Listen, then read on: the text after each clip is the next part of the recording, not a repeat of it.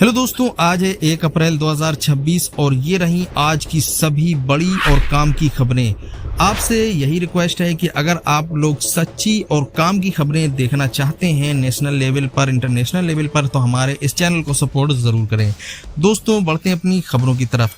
अमेरिकी रक्षा मंत्री Pete Hegseth ने बताया कि ईरान ने अपने देश की 99.9% आबादी के लिए इंटरनेट पूरी तरह बंद कर दिया है।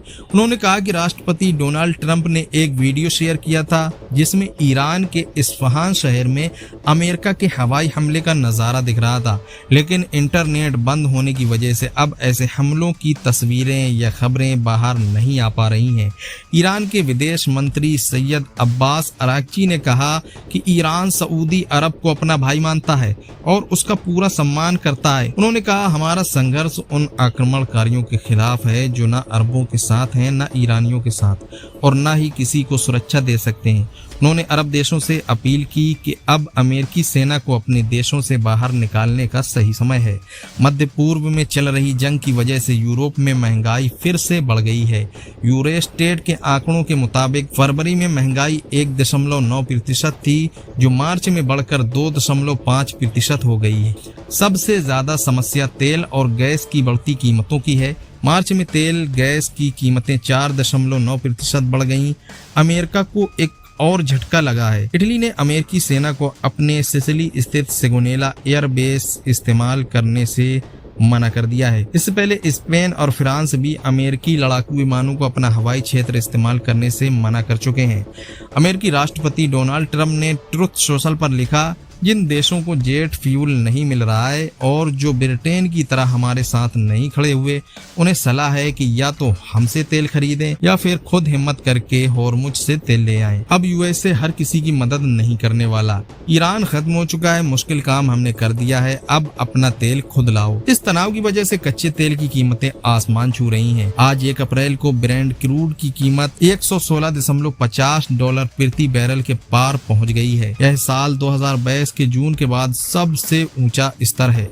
सिर्फ मार्च महीने में तेल की कीमतों में 50 से 60% की वृद्धि देखी गई है। विशेषज्ञों का मानना है कि अगर हालात नहीं सुधरे तो कीमतें $150 प्रति बैरल तक भी जा सकती हैं।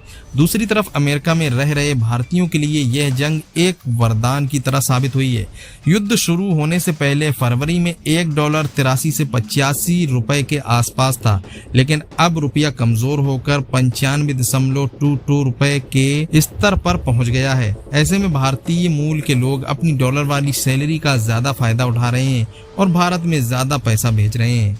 एक बुरी खबर ये भी है कि कोविड-19 का नया सब वेरिएंट BA.3.2, जिसे सिकाडा भी कहा जा रहा है, तेजी से फैल रहा है। ये अमेरिका के 25 राज्यों में पाया गया है। जर्मनी, डेनमार्क और नीदरलैंड्स में इसका असर 30% तक पहुंच गया है। WHO इसे नजर में रख रहा है। अब तक यह 20 से ज्यादा देशों में फैल चुका है। ईरान युद्ध के बीच बांग्लादेश की प्रधानमंत्री तारिक रहमान ने अमेरिका से रूस की ऊर्जा खरीदने पर लगे प्रतिबंधों में छूट मांगी है। बांग्लादेश ने कहा कि भारत को जैसी छूट मिली है वैसी ही हमें भी मिलनी चाहिए। हमें रूस से डीजल खरीदने की जरूरत है। इसके अलावा होर्मुज की खाड़ी सिर्फ तेल का नहीं बल्कि इंटरनेट का भी चोक पॉइंट बन सकती है। दुनिया का 95 से 97% इंटरनेट डेटा समुद्र के नीचे बिछी फाइबर ऑप्टिक केबल से गुजरता है। अगर इनमें कोई समस्या हुई तो पूरी दुनिया की इंटरनेट स्पीड पर ब्रेक लग सकता है। और आखिर में एक जरूरी सूचना, कल से देश भर की सभी टोल प्लाजा पर नगद पेमेंट पूरी तरह बंद हो जाएगा। अब सिर्फ फास्टैग या UPI से ही टोल भुगतान हो सकेगा। इसलिए अगर आपके पास गाड़ी है तो आज ही फास्टैग अकाउंट चेक कर लें या अपने फोन में UPI तैयार रखें। बिना डिजिटल पेमेंट के टोल प्लाजा पर जाना मुश्किल हो सकता है। उम्मीद है आप लोगों को जानकारी अच्छी लगी होगी। तो आपसे यही रिक्वेस्ट है कि वीडियो को लाइक और शेयर करें और साथ ही हमें सपोर्ट जरूर करें और हो सके तो इस वीडियो में हाइप भी कर दें।